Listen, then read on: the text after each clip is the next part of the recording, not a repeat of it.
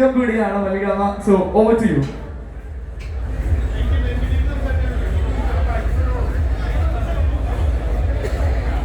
ബഹുമാന്യനായ തമിഴാവസ മറ്റൊരു ചെയർമാൻ കൂടിയായ അദ്ദേഹത്തിൻ്റെ ജ്യേഷ്ഠ സഹോദരൻ ഇവിടെ ഉണ്ട്. ഞാൻ ഒരു പക്ഷേ എൻ്റെ മക്കളിൽ ഒരാളായി തന്നെ കാണുന്ന പ്രകാശത്തെ അങ്ങനെ വരാൻ കാര്യം പ്രധാനമായിട്ട് പ്രകാശമാണ്.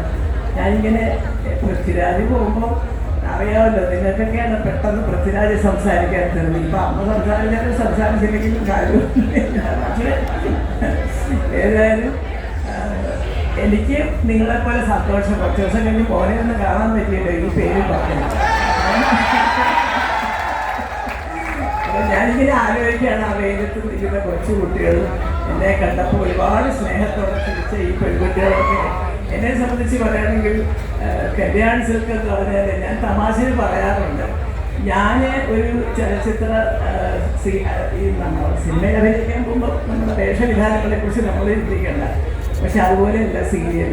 അപ്പോൾ ഇപ്പോൾ എങ്ങനെയാണെന്ന് വെച്ചാൽ ഞാൻ അഭിനയിച്ച ഒരു സീരിയലിൽ ആരെങ്കിലും ഒരു പ്രേക്ഷക ചേച്ചി ഉള്ള പത്ത് സാരി നന്നായിരുന്നു പറഞ്ഞാൽ ഞാൻ ഉത്തരം പറയണ്ട, അതിനിടയിൽ തന്നെ ഉത്തരമുണ്ട്. അത് ചേച്ചി സ്ഥിരം കല്യാണി പോകുന്ന ആളാണ്.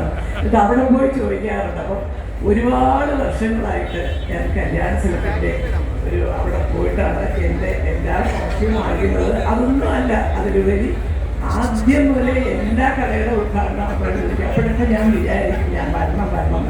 പക്ഷേ നമുക്ക് ഈ പ്രായം കൂടുന്തോറും ദൂര യാത്രകൾക്കൊരു മടിയുണ്ട് സ്വതവേ എനിക്ക്.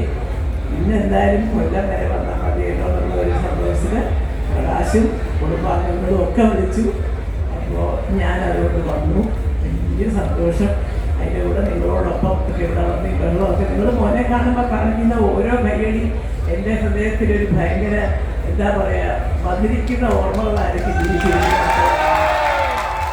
അതുകൊണ്ട് തന്നെ ഞാൻ ഈ ഒരു ഉദ്യമത്തിന് എല്ലാ ആശംസകളും നേരുന്നു. ഈശ്വരൻ അനുഗ്രഹിക്കട്ടെ.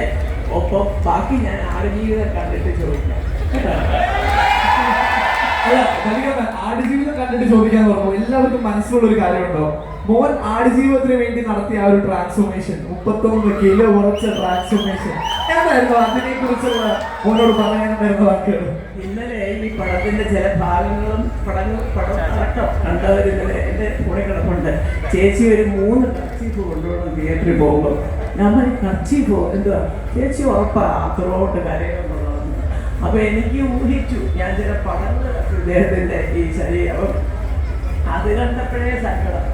എന്തായിരിക്കും പടങ്ങളൊന്നും ഏതായാലും അധ്വാനത്തിനുള്ള ഫലം ഈശ്വരൻ നൽകട്ടെ എന്ന് പ്രാർത്ഥിക്കുന്നു. Thank you. Thanks a lot.